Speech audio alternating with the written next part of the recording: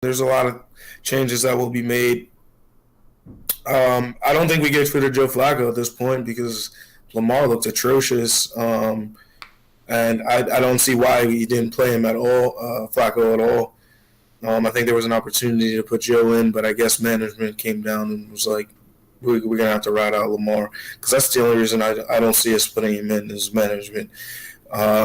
Said that they want to see Lamar play this game out because I think Joe definitely could have changed some things in the game.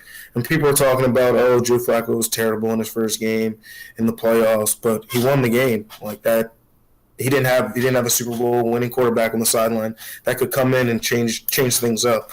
And that's what I think a lot of people are missing. It's like, it's a rookie. Yeah, he had a bad game, and yeah, his game might have been better than Joe Flacco's first game in the playoffs.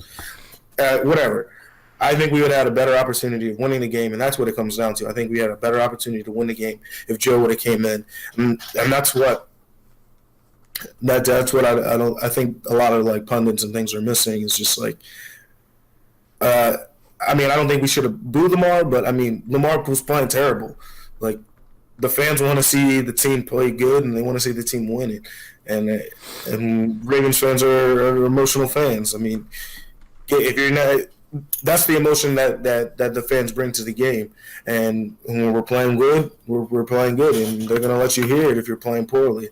And I think Lamar played poorly in the game, but I want to see.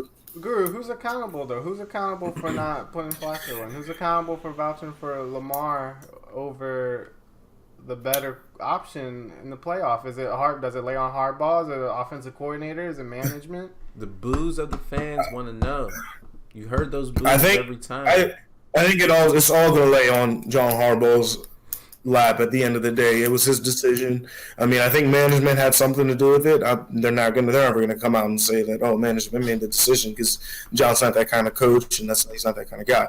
But at the end of the day, I think management definitely came down and said something, or there was an agreement before the game, if he was playing bad, that they weren't going to put Joe in and create this controversy going into the offseason or whatever. So it's definitely John's fault. A lot of people are saying, "Oh, John should go," but I don't see a better option. I don't see you get rid of John Harbaugh. I mean, he got us to this point. He was the one who made the decision to stick with Lamar going through the last when Flacco got healthy. So, I think John should definitely keep his job. I don't see us not getting rid of him or anything like that. But I don't know. There were no adjustments made at halftime of that game, and we looked just as bad as we did in the second half as the first half. It just ended up we opened up the game because we couldn't do anything other than that. But I would definitely say John would definitely be accountable at the end of that.